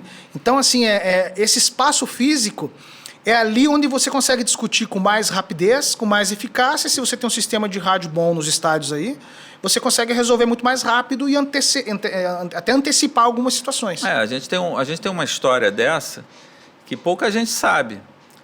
O Botafogo jogou a Libertadores em 2017 e teve um jogo no estádio com 36 mil pessoas, que a gente nunca conseguiu botar os 45 mil, até porque o setor visitante tem 4 mil que ficavam vazios ali. Mas aí tinha umas 36 mil pessoas no estádio, e lá pelas tantas faltou luz. Na área dos camarotes, a gente notou que algumas lâmpadas apagaram, mas o jogo continuou. O que aconteceu? O Elcimar, que é o nosso gerente de operações, com um rádio, gente, armaram os no-breaks. Aí todos os no-breaks armaram, então assim, a luz continua acesa. Aí eu só ouvindo. Atenção, vamos armar os geradores. Aí ligaram os geradores. Aí o Newton Santos, eles são antigos, eu acredito que hoje sejam mais modernos. Mas são uns motores de caminhão, assim, uns negócios absurdos, umas salas só de geradores. Ligou os geradores. Transferi a carga do no-break para o gerador. Aí entrou o gerador, aí eu estou ouvindo no rádio. Pessoal, voltou a energia. Vamos fazer o processo inverso. Aí transferir do gerador para o no-break e desarmando os no-breaks, a luz continua estável, o jogo continua acontecendo e a torcida nem percebeu. Então, que bom, Márcio, que tem gerador, porque a maioria dos estádios é difícil ter, viu? A vantagem do Newton Santos eram geradores antigos, mas é um estádio que foi construído para ser do Pan-Americano. Pan-Americano 2007. Então, tem umas coisas muito boas e outras muito ruins. A outra ruim, por exemplo, é que para você ligar o ar-condicionado de uma cabine de TV, se o jogo for com um estádio interditado, aquele jogo, o clube foi punido, como aconteceu do Flamengo jogar lá a Libertadores. Aí você vai ligar uma cabine de TV, as cabines de TV, talvez alguns espaços que precisam de refrigeração da imprensa. Você tem que ligar aquelas máquinas de água gelada para todo o estádio, quase praticamente. Que falta, né? Na época que foi construído, hoje você tem um sistema de automação muito interessante nas novas arenas, né? Nos estádios mais novos, você consegue setorizar, porque o custo de ar-condicionado é um custo alto. É muito alto. Ainda mais uma cidade como o Rio de Janeiro, que você demanda muito ar-condicionado, tem que ter. Tem. É um custo altíssimo. Então, assim, eu já tive episódios, por exemplo, em Curitiba, muito engraçado, que o Atlético foi jogar com o Bahia no Campeonato Brasileiro, e o vestiário da arena do Atlético Paranaense é no 3º subsolo, é no andar mais profundo do estádio. E Curitiba é uma cidade fria. Sim. E aí, num jogo de quarta-feira à noite, de inverno, no Campeonato Brasileiro, estava fazendo em Curitiba 6, 7 graus, o Bahia foi jogar. E aí o seguinte, nessa parte de vestiário, não tem muito sistema de ar-condicionado. E eu lembro que o roupeiro do Bahia chegou para conversar com a gente na época, muito querido, falou, não quero, eu sei que vocês devem ter todo um sistema aí de ar-condicionado, elétrica, não quero atrapalhar, mas, cara, tá muito gelado o vestiário. Daí eu falei assim, mas não tem ar-condicionado nesse vestiário. Essa é a temperatura real. Ele falou, cara, e o que nós vamos fazer agora, cara? Tá todo mundo morrendo de frio. Muito frio. Então, assim, essas particularidades, já em camarotes, eu costumo dizer assim, camarotes, que área de imprensa, Márcio, você precisa acender muito, você precisa ligar várias horas antes o ar-condicionado. E aquele mesmo esquema de trancar as portas. Por isso que você tem que ter 2 profissionais operacionais para a área de imprensa, com chave. Sim. Na área de camarotes. A área de camarotes hoje é uma área muito sensível para clube. Porque você tem parceiros comerciais, stakeholders, você tem grandes convidados, você tem artistas. E às vezes os convidados torcem para o time adversário, Exato. gera E aí problema. o teu serviço, o teu atendimento não é dos melhores. Eu costumo dizer, não adianta você colocar uma menina bonita e um menino bonito. Tem que ser gente que trabalhe. Aprendi isso. Eu acredito assim, que o do Newton Santos, não sei se você já teve oportunidade, o serviço de camarote é muito bom. Faz anos que não vou. É muito bom. Assim, eu atualmente tenho ido nos jogos, agora não tenho ido jogo nenhum, né? Porque fecharam para reforma. Mas o ano passado eu ia de camarote, que é a empresa que eu presto consultoria tem camarote lá no estádio. E, cara, assim, desde a recepção, a facilidade do acesso, elevador, sempre foi muito bom. E o ar-condicionado, apesar de ser uma máquina única que gera, né? Tem um nome, isso acho que é fancoil. Deve ser. A água gelada passa pelos distribuidores e joga o vento gelado para dentro dos camarotes. Mas eles têm termostatos individuais, cada camarote tem o seu próprio termostato. Então, assim, funciona muito bem. Os camarotes do Newton Santos são muito confortáveis. É porque é um ativo do clube que gera, além de parceria, gera muita grana para o clube, né? Porque você vender camarote não é barato. Não é. E o serviço tem que ser nota 11, nem nota 10. Serviço de comida, bebida, de recepção, atendimento, limpeza. Sim. Tem que ser tudo muito impecável. Não que o resto do estádio não tenha que estar, mas ali é uma área que é um público sensível, diferenciado, né? é sensível. É um público que envolve muita grana envolvido ali. E ali, às vezes, tem muito, eu costumo dizer, que tem muito cara que é muito convidado que é ligado direto ao presidente. Então, se ele vê uma pipoquinha fora do lugar, ele tira a foto, manda pro presidente. Olha que sujeira que tá meu camarote. Então tem muito disso. Tem muito disso. Não, é complicado. E agora eu vou te fazer uma pergunta dentro dessa coisa polêmica aí. Eu quero te fazer uma pergunta. Tu já pintou vestiário antes de um time adversário jogar numa arena que você administra? Você já viu isso? Não, já vi. Já atuei em clube que fez alguma coisa desse tipo, mas nenhum presidente, para mim, nunca pediu. Certo. Nunca pediu. É sempre iniciativa de algum tonto... Assim, eu já vi clube que eu não trabalhava diretamente nessa área, pintar vestiário e trancar o portão para o cara não subir. Aí o cara chegava, o jogador chegava para um lado, para o vestiário de acesso, aquele cheiro forte dava dor de cabeça no pessoal, o pessoal passava mal. Sim. Já vi também problema de camarote, de segurança, a pedido desse ou daquele, abrir uma porta ou outra para a torcida vir xingar os caras no camarote visitante, presidente visitante, às vezes quando você tem uma rixa ou outra assim. Mas para mim, nenhum presidente pediu. Cara, não tem como dar uma dificultada. O que acontece muito, que eu acho que também é meio que global isso, é você ter uma reunião com os gandulas antes do jogo. Né? Falar, cara, é o seguinte, hoje 1-0 é goleada, 30 do segundo tempo, some uns gandulas. Passo tartaruga. Só que a Conmebol, ela tem uma iniciativa muito boa, de uns anos para cá, não sei qual o certo ano que foi implantado isso, que uma das maiores multas para um clube de futebol que joga Sul-Americana e Libertadores é multa de gandula. Provocação de gandula, né? Primeiro que a Conmebol usa uma média de 12 gandulas, né? Quase que o dobro do nacional, do Brasileirão, o que é muito bom, porque daí você povoa o campo com os gandulas e cada um tem uma bola. No Botafogo acho que tinha esse número de gandulas também, porque eu fazia os uniformes para eles. Sempre fazia nessa faixa de 10 a 12 gandulas. E os clubes precisam... Mas não são todos que ficam a bola, não. É uma estratégia. Então fica umas 6 bolas só. Assim, Márcio, o interessante é assim, hoje o nome dos gandulas, o CPF e o RG, entram no documento do delegado do jogo. Então o clube que pensa que pode fazer esse passo tartaruga ou desaparecer com gandula, o pessoal tá de olho. Vai ter problema. Não, realmente, eu me lembro que era uma coisa bem chata. Inclusive, o colete tem que ser próprio da Conmebol. Tem.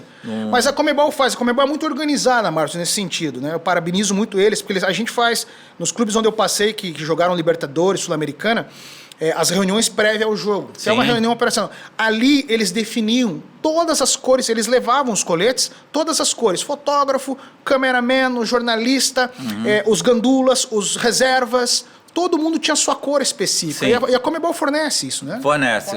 Eu acho meio invasivo porque a publicidade no colete se perde. E uma outra coisa também, e a Conmebol nesse ponto ela é muito aberta, são as cores. Já tive caso, por exemplo, de clube que eu não podia entrar colete verde. Não, eu tive problema com que eles não queriam que a gente jogasse com a camisa listrada. Eles queriam que a gente jogasse ou de preto ou de branco. Eu falei assim, meu amigo, Botafogo é listrado de preto com branco.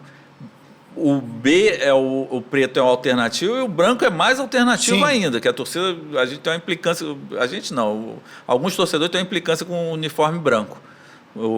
Mas aí já aconteceu o jogo, no Newton Santos, por exemplo, a meia nunca foi cinza. No jogo da Conmebol tinha que ser preta. Eles não deixavam jogar de meia cinza, só o goleiro. Interessante isso, né? Porque eles tentam o mais padronizar, né? Não, o mais monocromático possível. Um time todo de uma cor e outro time todo de outra cor, completamente diferente. Então era muito como assim, jogar fora, ou a gente jogava todo de preto ou todo de branco, não tinha jeito. E o Carlos Eduardo, ele tinha uma implicância de jogar todo de branco, ele dizia que todo de branco é São Cristóvão e Santos. E aí a gente tentava forçar meia cinza no uniforme branco. Teve um ano que eu falei assim, eu não tenho meia branca, não fabricamos meia branca, a gente tem cinza ou preta. Então o uniforme, quando tinha que jogar de branco, jogava de calção e camisa branca, mas a meia era cinza. São as particularidades, né? Aquelas picuinhas de coisa. Particularidades. E uma das coisas que a Conmebol me deixava muito estressado era a coisa de tampar a publicidade no estádio. Que eu achava isso um absurdo, porque todo mundo cobra dos clubes que eles tenham profissionalismo, que eles tenham organização, não sei o quê, e que tem um time bom. Aí, para você ter time bom, você vende o quê? Patrocínio, você vende placa no teu estádio, você faz o teu backdrop, não sei o quê. Aí chega na hora dos jogos da Conmebol, o backdrop é deles, a placa é deles, tinha que tampar todo o banco de reservas, mesmo... assim, qualquer coisa de referência, assim, coisas discretas, tinha que ficar um fiscal lá, virando todas as placas do estádio, um negócio absurdo, mão de obra. Eu lembrei de uma história, eu fui gerente geral da Copa, na sede de Curitiba, na Copa de 14. E eu lembro quando entrou o departamento de marketing da FIFA, eles vieram de Zurique, aí eles falaram, tivemos uma reunião só com eles, e eles fazem o que chamamos de look, que é você, né, fazer a maquiagem no estádio com as marcas da FIFA. E toda a parte de identidade visual do estádio pela FIFA. E aí eu lembro que, como não é clube, seleção é até mais fácil. Mas, ao longo do estádio, você tem muitas marcas. Sim. Por exemplo, marca do ar-condicionado. E eu lembro que o patrocinador da FIFA naquela época era a Sony. Você não podia ter ar-condicionado com a marca Sony no estádio. Sabe o que você tinha que fazer? Colocar uma fita. Um adesivo, E aí eu tive que ter uma equipe de mais ou menos uns 10 voluntários correndo no estádio. Eles demoraram 3 dias para fazer isso. Trabalheira danada. Chegou o cúmulo uma vez.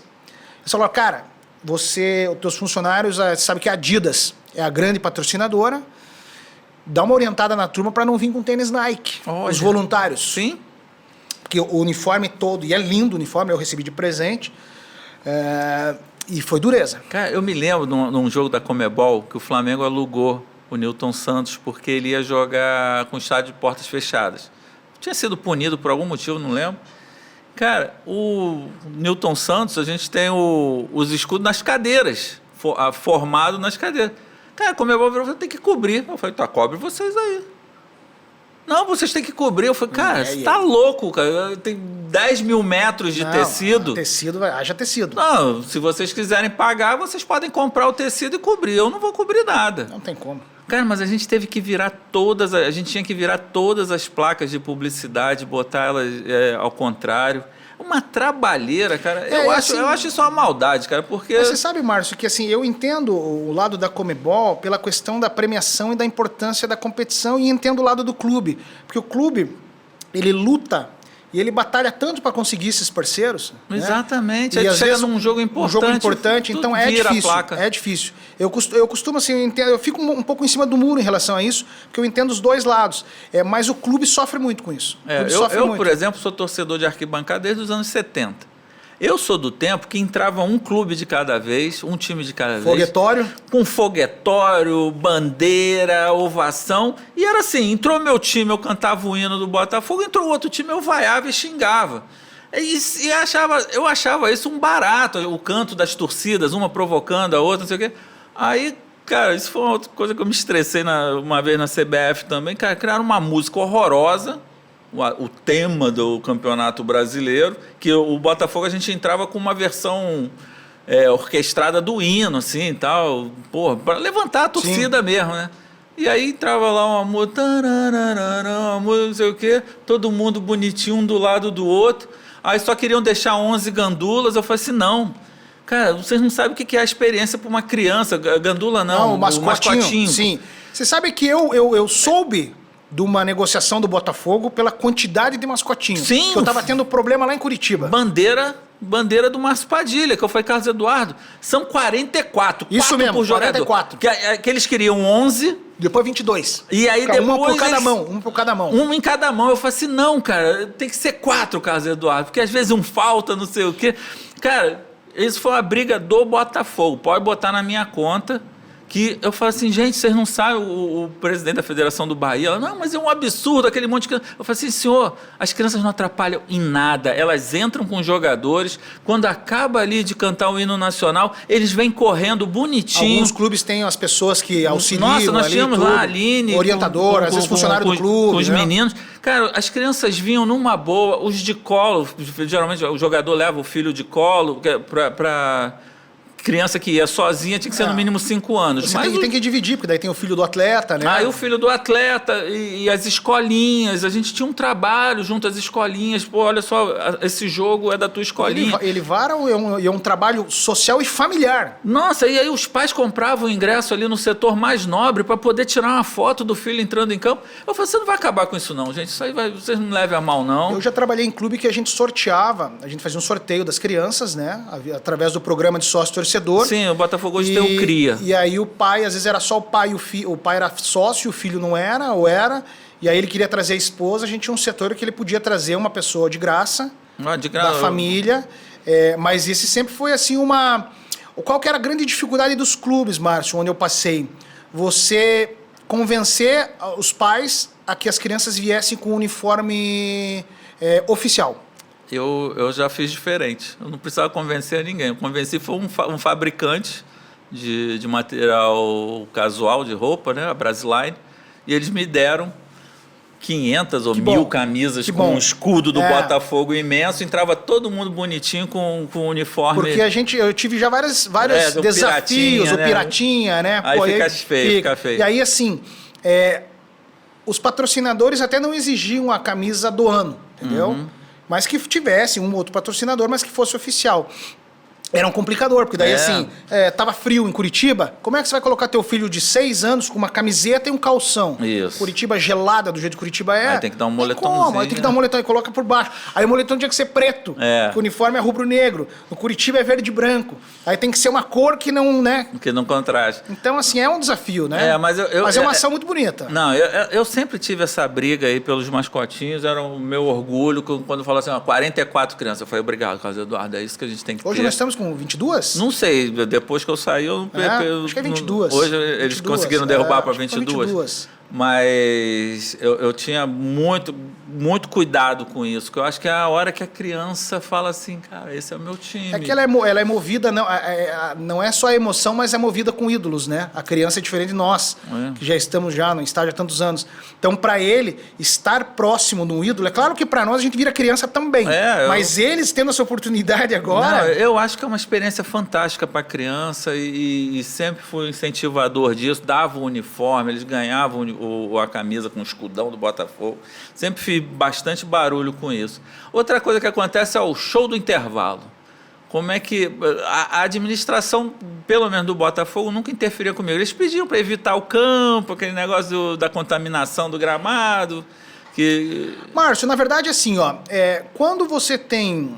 Eu lembro que nos clubes onde eu trabalhei, eu tinha iniciativa de conversar tanto com o departamento de marketing, com o comercial e com o programa de sócio, setor, os 3 setores diferentes.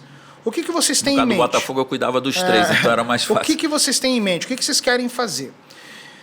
A gente tinha algumas reuniões antes do campeonato, mas um tempo bom antes do campeonato. Olha, vai ter algumas ativações que a gente queria fazer, né, no intervalo, e principalmente no gramado.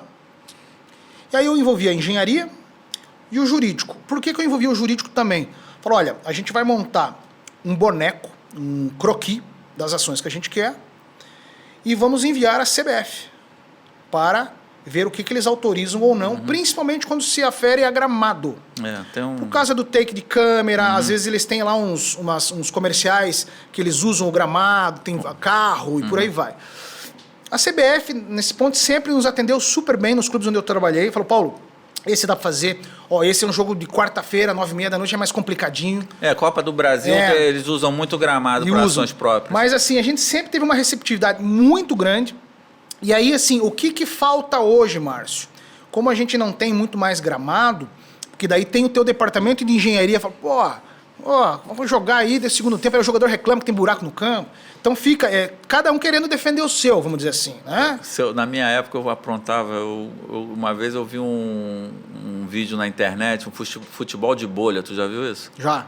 Que o cara fica dentro Sim. de um plástico imenso, todo acolchoado, e aí um empurra o outro, cai, tomba, chuta, e eu botava o futebolzinho no meio de campo ali, uma partida, 3 de cada lado. O pessoal da operação do estádio só falava assim, Padilha, para de inventar moda. Eu falei, não, mas é divertido. É divertido, não é bacana. Eu tive meus momentos também negacionistas lá no passado, tipo, cara, é mais gente para credenciar, é mais gente para segurança levar, é orientador.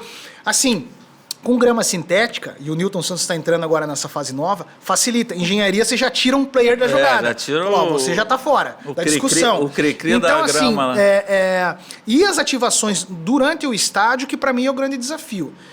Ativações de música. Eu lembro que eu tinha um departamento comercial e de eventos da Arena do Grêmio. Para mim foi uma escola. Em 2013, quando eu estive lá, morando em Porto Alegre, eles tinham umas bandas de música. Antes, eu lembro. Na esplanada ao redor do estádio. Eu lembro desses shows. Chegava a ter 10 bandas. Aí o que eles falam? Olha, cara, eu não tenho grana para te pagar de banda. Uma banda de rock, MPB, um samba, um sertanejo, eu não tenho. Mas você pode divulgar a tua música nas nossas redes sociais. E você quiser trazer, na velha guarda, um CDzinho para vender, pode vender. E aí, assim, caixa de som é tua, instrumento é teu, a gente só vai puxar o stack, o plug para ligar na tomada. Tem uns espaços, e a gente fornecia, o pessoal lá de eventos da Arena do Grêmio fornecia um backdrop. Não, e o formato da arena permitia isso, que aquela esplanada, né, mas em volta aí, do estádio todo. O que alguns estádios fez? A gente já fez, por exemplo, em Curitiba, dentro do estádio no intervalo, ou antes do jogo. Eu já fiz uma no pós-jogo. Música mais ambiente, eu fiz samba no pós-jogo, para evitar que todo mundo queira sair ao mesmo tempo, que é outro transtorno ali na saída do Newton Santos. Eu vi que recentemente agora a atual SAF tem feito dentro do setor... VIP? Não, no setor popular mesmo. Uma roda de samba começando mais cedo para que o pessoal chegue mesmo. Mais cedo. Tem que fazer. Não, acho muito bom isso aí. Tem que fazer. Uma coisa que eu acho que falta ainda, muitos nos clubes, e eu já rodei Estados Unidos e Europa, esses souvenirs, o merchandising dos produtos, licenciados e oficiais, circulando pelo estádio durante o jogo. Não é uma lojinha fixa só. Tem que ter um espaço físico. Eu botava quiosques, né? E aí o que acontece? Nos Estados Unidos tem muito daqueles, e é uma coisa simples, Márcio. Os meninos andando com tabuleiro. Ah, tá, tipo do cinema. Com chaveirinho, coisas pequenas, não é uma monte de camiseta. A camiseta vai na loja. Ah, isso é bem sacado. Aí isso. você vem com um chaveirinho, aí tem lá às vezes uma canequinha que não é muito peso, porque ele carrega aquilo. Aí ele vem com a maquininha de cartão dele, ele vem com um coletinho que tem uns bolsos assim. Falta isso. Aqui no Rio tem os ambulantes que eu vou te falar uma coisa. Falsos, né? Mas tem que ser oficial teu. Tem que ser entendeu? oficial. Então o que acontece? Falta isso durante o jogo, circulando. Esses caras não têm espaço posto fixo. O Nordeste, eu aprendi no Nordeste quando eu morei lá em 2010 e 11, trabalhando com os clubes do Nordeste, Ceará, Fortaleza, ABC, América, depois no Norte com o Remo, eles consomem muito esses produtos. Esses pequenininhos, assim. Lembrancinha, chaveiro, né? Souvenir, né, que a gente chama. A caneta, o chaveirinho. Bem sacado, bem um negócio sacado. de colocar no carro que a cabecinha fica balançando do jogadorzinho ou de um Olha mascote. Aí, clube que fizer isso agora tem que pagar royalties. Isso aí vende muito, porque assim, são preços mais acessíveis, você tem que ter, obviamente, a maquininha de cartão. E vender. Você só tem que ver juridicamente aonde que entra, se entra no espaço do CNPJ da loja do clube, até para você não sofrer, entendeu?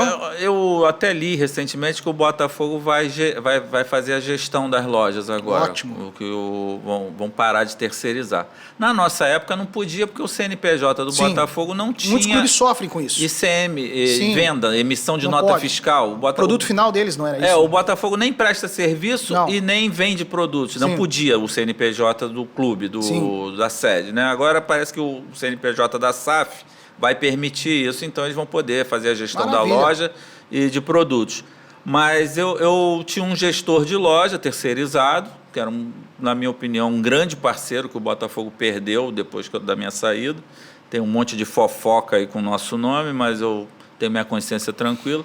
E esse cara, ele era muito proativo nesse sentido. Então, por exemplo, todos os eventos na sede, a gente fazia festa junina na sede, é tradicional a festa junina na sede do Botafogo. O cara montava uma mini loja com as araras, com as camisas penduradas, com as... Era mais, o objetivo era mais vender camisa, claro, né? O futebol, todo mundo quer comprar a camisa oficial, né? Mas ele montava, ele era um belo parceiro nesse sentido. A gente fazia, Botafogo vai jogar Libertadores fora, a gente fazia no ginásio um telão com acesso para os sócios, mesinha, tal, sorteio de brinde, não sei o quê. Tava lá a lojinha dele montada para vender produtos. Mas você sabe, Márcio, que só te interrompendo, alguns clubes sempre fizeram algumas ações específicas. Eu parabenizo muito o Mineirão. O Mineirão, para você ter uma ideia, eles têm um camarote que eles não utilizam que virou um camarote para pet, cachorro. Que barato. Então você vai para o estádio, eles colocaram uma grama sintética, climatizado, tem um veterinário que atua lá para dar apoio caso algo aconteça.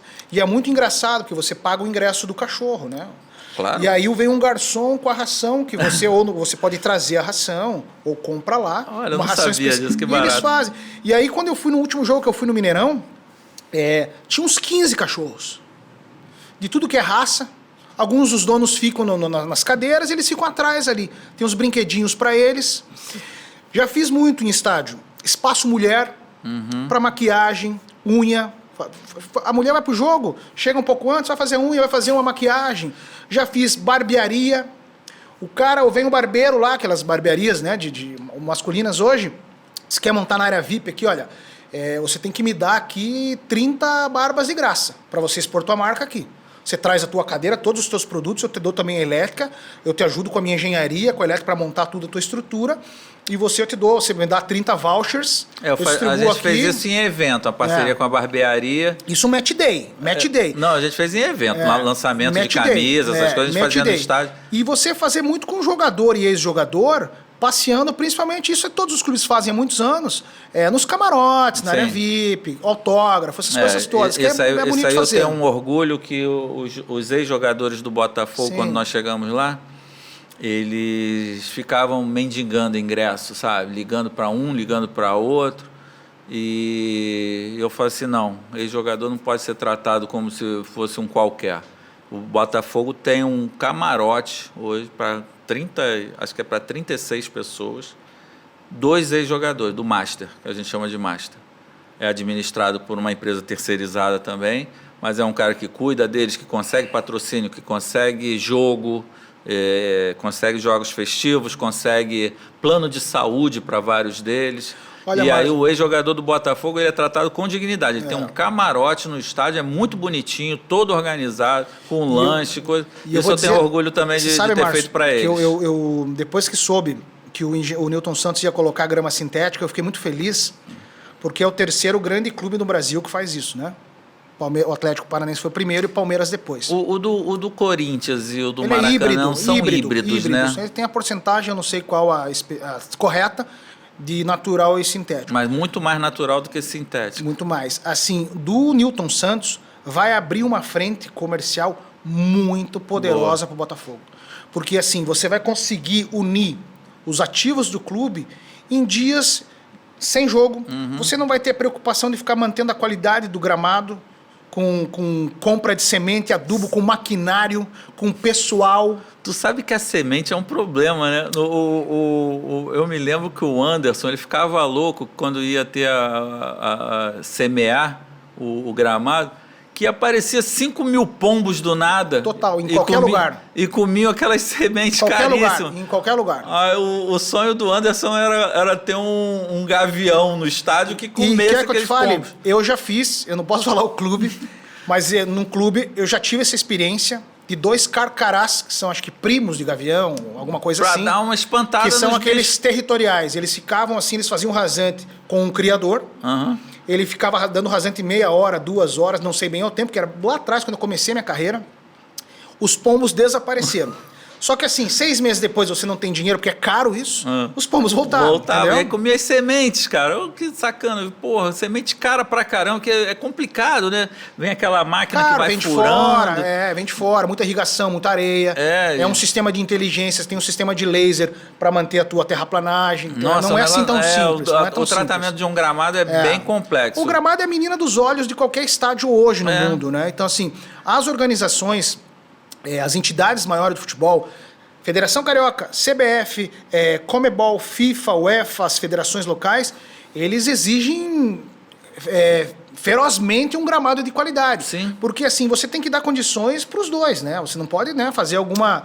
E assim, eu lembro que quando eu era moleque em estádio, tinha muita reclamação da qualidade dos gramados e o tamanho dos campos. Que era, o Maracanã era 105 por 75. Tinha uns que eram 115. Olha. Chegava no limite máximo. Então, assim, aí você capacita... 105 não, 110 por 75. Você treina teu time para 115. Aí vem o cara que tá jogando num campo que tem 106, 107, 108, vai pegar um 115, meu amigo. Faz uma diferença Faz uma absurda. diferença. Conversa com os caras do futebol para ver. Não, e a grama antigamente era aquela grama de jardim aquela mais que grossa. Você afundava o tornozelo. O Mineirão, eu me lembro que a chuteira sumia.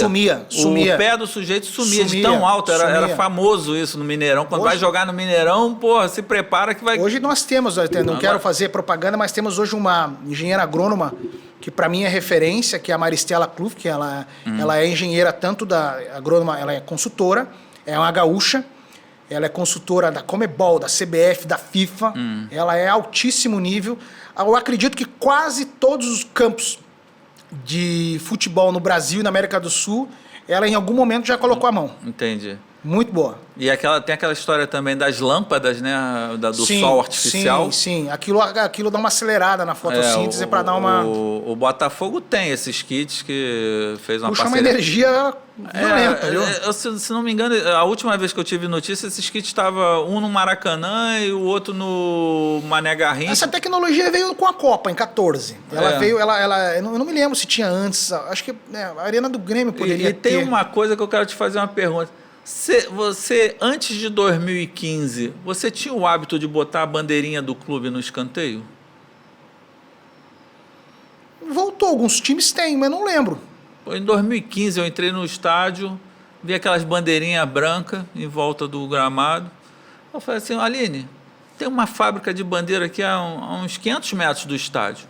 Liga para lá, encomenda, eu quero 4 bandeirinhas do Botafogo numa medida... Para o mastro da... Para botar no mar da bandeirinha. Cara, isso virou uma febre, virou motivo de briga, que o Flamengo, quando queria alugar lá o Newton Santos, o cara falou assim, não, tem que tirar as bandeirinhas de vocês e botar. Não vai botar bandeirinha em lugar nenhum, pô. A gente está alugando o estádio, vocês têm que usar do jeito que ele é. Uma coisa que eu vi que mudou muito ao longo dos anos, que o pessoal liberou, foi a cor da rede. Do gol. A nossa rede também é listrada, de preto e branco. A cor da rede Agora, mudou. eu vi um jogo do Cristiano Ronaldo lá fora, só para ilustrar, já que você falou em rede. A rede parecia ser totalmente fechada, era quase que... Menor, acho que a costura dela é menor. A trama muito apertadinha, menor, assim, achei feio. É porque quem tá atrás do gol tem dificuldade, né? Não vê se a bola entrou, né? Não. Só o balanço. Não, mas e tinha também um negócio, um sonho nosso, que o Elcimar deu um jeito lá, ele botou mais um pedaço de grama artificial atrás da baliza, para que a rede faça aquela curvatura que fazia antigamente. Uma curvatura para a bola estufar a rede. E ficar. Bater a bola e estufar. Aquela rede quadradinha. Tem umas que ela bate e volta. Bate e volta, era horrível. Hoje não, a bola bate ali. O handball tem umas que eles têm uma rede extra para amortecer a bola. Porque, cara, é muito feio a bola bater na rede e voltar pro campo. Eu, quando era pequeno, Márcio, comecei em estádio eu sou de 77. Comecei no estádio em 81, 82 com os meus tios, que não estão mais aqui. E eu lembro que tem um estádio antigo em Curitiba que já foi, ele não funciona mais, que é o estádio do Pinheirão. E o Pinheirão, ele tinha uma arquibancada, é claro, guardada as devidas proporções, muito parecida com os Geraldinos aqui do Maracanã. Só que era uma arquibancada para baixo lá em Curitiba. Então você, para enxergar o jogo... Não, mas a geral também era para baixo. Você ficava assim para enxergar o jogo. Você ficava... E aí o seguinte, eu era muito pequeno, eu ia com os meus tios, a gente chegava nos clássicos, estádio, aquela parte do fundo que era mais popular, já cheio, então a gente tinha que tentar arrumar algum lugar para assistir o jogo. Aí tinha umas placas de publicidade bem atrás do gol. Aí você só sabia que era gol se tinha essa rede para estufar. Se fosse aquela quadrada, batia você só via a torcida vibrando. Exatamente. Mas você não via o gol, era uma loucura aquilo. A geral, que me perdoem aí os saudosos da geral, era muito engraçado, mas era horrível. Eu também, criança... Você não assistia nada, Quando eu comecei aí a Maracanã, eu só queria ir de arquibancada. Geral, eu não enxergava nada. E eu tenho uma dificuldade, até comentei isso aqui outro dia, eu tenho que ver o jogo de cima. No mesmo nível eu já não sei se a bola, quando o cara chuta, se está indo no escanteio ou se está indo no gol. Para mim a noção é zero. Eu tenho que estar olhando de cima, que aí eu vejo aonde as coisas estão acontecendo. Perfeito. Cara, o que mais assim a gente tem de estádio assim, que você gostaria de deixar registrado? Tem alguma curiosidade assim de...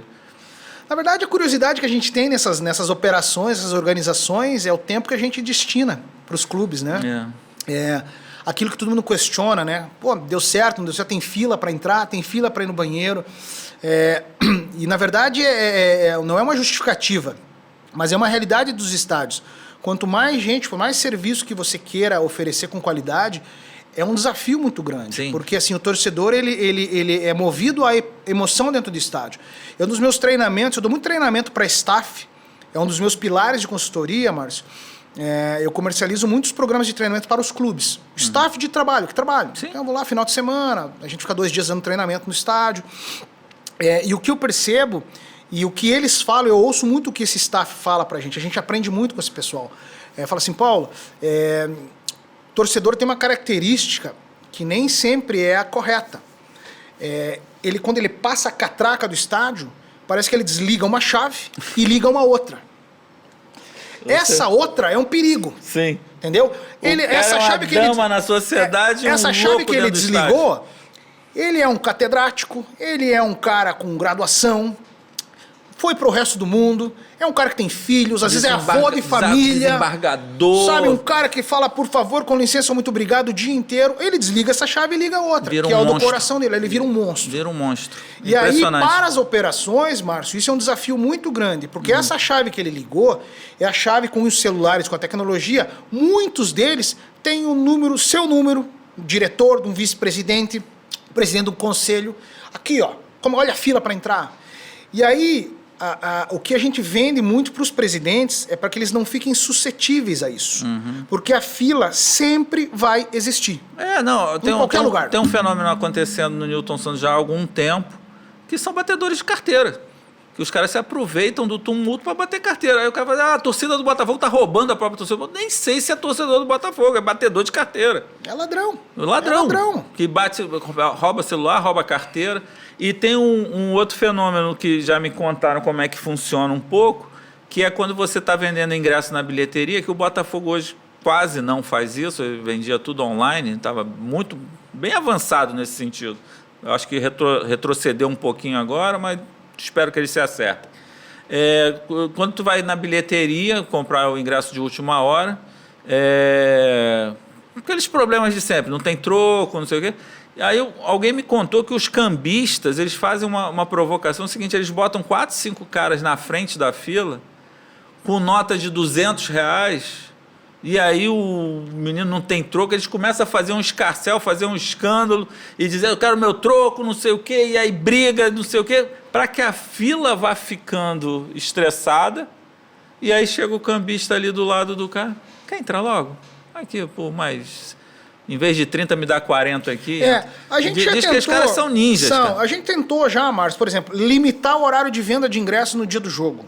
Já tentamos. Assim, não deu certo, sabe? Meio-dia, o jogo às 9, meio-dia. Aí estendemos para as 4. Aí estendeu para as 4 e entendeu até às 6, porque o pessoal vem do trabalho, às 4 tá todo mundo trabalhando. O cara só vem depois das 6. O cara quer entrar, resolve de última hora. Aí você faz o quê? Aí você dá uma aumentada no preço do ingresso pro cara se associar. Daí ele não tem esse problema de ficar indo na bilheteria. Isso. Mas é nem todo mundo que pode. Entendeu? E aí nem todo mundo se associa. Daí você tem que atender todo mundo. Mas assim, esses são os desafios do nosso dia a dia. É um trabalho que não é pra gente normal. Eu tinha um cliente da Souza Cruz, que nós fizemos um vídeo de despedida para ele, e ele tinha um termo que era muito, muito engraçado, que eu uso até hoje na minha vida. A equação não fecha. Então, tem jogo que você acha que vai lotar e não lota, tem jogo que você não acha que vai lotar e lota. O torcedor é muito volúvel, ele depende muito do momento. Aí você tem que fazer, às vezes, uma programação que vai ter um clássico no fim de semana para o jogo da quarta-feira. Aí você fala assim, bom, se a gente ganhar, é um público. Se a gente perder, é outro público, porque logo depois de uma derrota o cara desiste de ir no jogo. Então, assim, e você não sabe se vai ganhar ou se vai perder. Aí você tem que dimensionar pensando no melhor cenário e no pior cenário. E nem todo estádio te permite isso, nem toda operação te permite você isso. sabe que eu, ao longo dos anos, meio que autodidata, fui aprendendo sozinho, e aí eu tenho nos meus arquivos no computador, eu fiz um estudo financeiro e planejamento dos tamanhos dos jogos nos estádios, né? Não para todo estádio, mas por público. Certo. Então, assim, com a experiência de anos, você sabe mais ou menos quanto que custa a energia elétrica de um jogo e quanto custa a água, quanto custa funcionário e tudo. Independente da quantidade de pessoas. E aí eu comecei a fazer esse estudo e demorou uns 3 anos para eu concretizar isso. Então, você vai lá de 0 a 1.000 pessoas, o que eu preciso para abrir o estádio? Tá, mas aí se o jogo é domingo? E se o jogo tá quarta-feira à noite, tá chovendo? Então, é muita variável. Sim, tem várias. Então, assim, para você fazer o que vale para você abrir o portão, olha, se eu gastar hoje 300 pau para 18 mil, se eu vender 7 mil ingressos, paga a minha conta. É muito difícil você chegar nesse número. É complicado. Então, assim, eu fiz esse estudo, e aonde eu vou nos clubes, quando eu converso com as pessoas, mostro para eles como é que é feito esse estudo. Porque você tem que entrar muito na linha dentro do clube do sistema financeiro. Não, você falou num ponto agora que eu me lembro aqui da precificação, que também... Me fizeram uma pergunta numa live. Como que precifica? Me fizeram uma pergunta numa live assim, Adilho, o que você prefere? Estádio lotado com ingresso barato 10 ou metade a 50? Estádio vazio com ingresso caro? Aí eu falei, nenhum nem outro. Eu quero estádio lotado com ingresso caro. Essa, para mim, é a melhor solução. Márcio, o futebol é muito caro. É caro. Não pensem os torcedores. Eu tenho muitos amigos da velha guarda. No Brasil inteiro eu faço amigos assim, que foram conselheiros. Gente, nós podemos, é claro, disponibilizar lá um setor popular, mas não paga a conta. Não paga. Tudo é muito caro. Mas é porque se for desclassificado, o custo vai ser muito mais alto, porque vai perder o prêmio de passar para a próxima fase. Esse é um dos argumentos dos favoráveis ao preço promocional. Outro argumento é o seguinte, com estádio vazio o time desmotiva, com estádio cheio os caras vão ter mais energia. É que cada um defende o seu lado, né? Só que já aconteceu o jogo vazio em que a gente vazio ganhou e com o estádio lotado a gente fez vergonha e perdeu. E já aconteceu o jogo que a gente cobrou barato e deu prejuízo do mesmo jeito. Teve jogo que a gente cobrou o preço normal, que eu nunca achei caro, assim, o preço normal, e deu prejuízo do mesmo jeito. Então, assim, a equação não fecha. O sucesso é estádio lotado com preço normal. É muito fácil. Quando alguém vier questionar, e eu faço muito isso nas minhas palestras e nos meus treinamentos nos clubes onde eu vou, que é o quê? Você acha que ingresso é caro? Vocês querem estádio cheio com ingresso barato?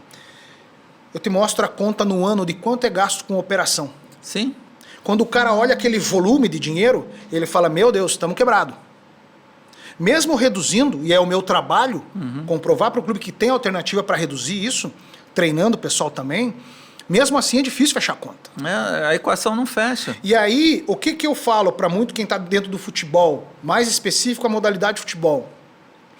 Não é uma ciência exata. Não. A operação, eu tenho grana para pagar e eu vou ficar devendo se eu não tiver grana. Exatamente. Isso é ciência exata. Vai me custar 4, se eu tiver 2, vai faltar 2.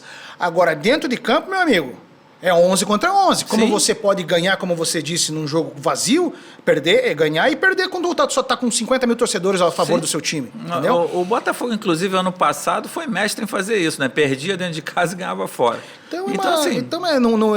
Como é uma questão muito variável, você tem que pregar o quê? O bom, a saúde do teu lado financeiro do clube.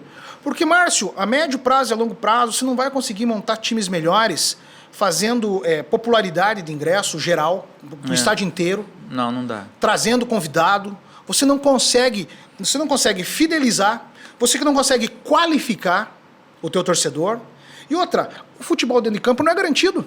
Não, o Botafogo, nós temos lá, eu não sei como é que vai ser a política, eu não faço mais parte, né, desde 2019, mas, por exemplo, o setor norte, nós tiramos as cadeiras, botamos por obrigação lá do Corpo de Bombeiro, tinha que ter um assento, então botou a numeração, né? Aquela tartaruguinha, né, que o pessoal chama, e isso, acho que é para poder determinar o número da lotação, e fizemos um setor popular, o setor norte. Mas só assim, aí tem jogo que não justifica abrir o leste, o norte e o oeste. Aí fecha o norte, aí nego fica brabo porque fechou o norte, que deveria ser o setor popular. Cara, olha só, é uma situação que eu nunca gostei. É muita informação variável, né? Então, assim, para nós de operação, a gente tem o custo disso tudo. Exatamente. O Botafogo ainda tem a facilidade que os superiores são independentes. Então, isso é importante, Você só abre os superiores em último caso. Isso não acontece na grande maioria dos estádios, porque são construções antigas. Isso. Ninguém é culpado. Claro. São construções antigas. Se você tiver que ligar uma chave, vai ligar o estádio inteiro. Exatamente. Entendeu? Não tem muito o que fazer. Mas essa questão do setor superior me lembra assim, vamos abrir só os inferiores. Aí abriu os inferiores. Aí esgotava. Aí vamos abrir o superior agora. Aí o cara fala assim, mas eu comprei no inferior, mas eu queria ir no superior. Sim. Aí dava um trabalho de estornar o ingresso dele, não sei o quê. Aí ia abrindo a vaga no inferior. Porque o inferior é onde a torcida organizada mais gosta de ficar, porque fica de frente para a televisão. Que isso é até um negócio que parece que o Botafogo vai mudar agora. A torcida organizada vai ficar atrás dos gols, onde no Newton Santos é um desespero, porque tu fica a 500 metros de distância do campo, né? Mas aí o setor leste agora vai ser mais valorizado, vai ser mais nobre. E aí, quando abrir o superior, o cara fala assim, mas agora que abriu o superior, eu comprei um ingresso embaixo, meu pai comprou em cima, eu quero ir junto com ele. Aí, cara, era uma confusão, uma trabalheira, cara. Aí tinha que ter um banco de assentos. Aí não tem, às vezes, por causa do volume de gente no setor. Cara, é uma confusão. E aí eu falo assim, mas eu cheguei no estádio, vocês disseram que esgotou, mas nos cantos ainda tinha cadeira vazia. Porque a torcida organizada, os caras acumulam 10 no lugar de um espaço de um. E tem aqueles que não vão. E eles ficam em pé ali, cantando, pulando, não sei o quê. Então, assim, não é todo mundo sentadinho. Se todo mundo tivesse sentado, ocuparia todas as cadeiras. Mas aí tem aquela aglomeração ali. Aí vocês podiam ter vendido essas cadeiras. Eu falei, não pode, porque a lei não permite. Eu tenho que vender no máximo o número de assentos disponíveis. Isso. Então, assim, é uma coisa que eu não tenho a menor saudade. Hoje em dia, quando o nego me pergunta assim, quanto está o ingresso? Não sei, não quero saber. Acho que todo mundo devia pagar 30, 40, 50, 60 reais no ingresso e esgotar, e ter que fazer fila de espera. Esse era o meu sonho. Hoje esse sonho eu transfiro para a SAF. Outro dia o João Textor já falou isso, vocês têm que comprar ingresso, tem que se associar, tem que comprar camisa. Porque são essas coisas que fazem com que o clube, que a equação feche, né? Para fechar, porque é difícil. Porque o investidor é investidor, não é mecenas, claro, né? Exatamente. Então, acontece isso. Paulo, acho que a gente falou pra cacete. Quando é um assunto que a gente gosta, vai rendendo. Verdade. E acho que a gente estourou aí o tempo, né, Felipe? 1h37. Então, geralmente a gente grava com 1 hora. Tá bom. Mas, adorei te receber, cara. Muito obrigado por ter vindo. Espero que a gente tenha esclarecido aí para as pessoas que acham que é só abrir um portão e botar a gente para dentro, claro, né, que o evento vai acontecer. Fica o convite para, no final do ano, de repente, a gente fazer um reporte aqui de tudo que aconteceu, das novidades. Muito obrigado pela tua presença, cara. E quem quiser te achar, te conhecer, como é que a gente faz? Primeiro, agradecer do fundo do coração aí a oportunidade, né, de você me receber aqui no seu podcast, né? E estou muito feliz. São 22 anos já nessa luta incansável, né? Cigano, morando em várias cidades. Quem quiser me achar pode acessar o meu site, que é operaçãodejogo.com.br. Tão óbvio, né? Que é operação, sem o acento e sem o tio, operaçãodejogo.com.br. Paulo Prestes, já tenho aí uma trajetória bacana aí, de muito aprendizado. Tenho muito a aprender ainda.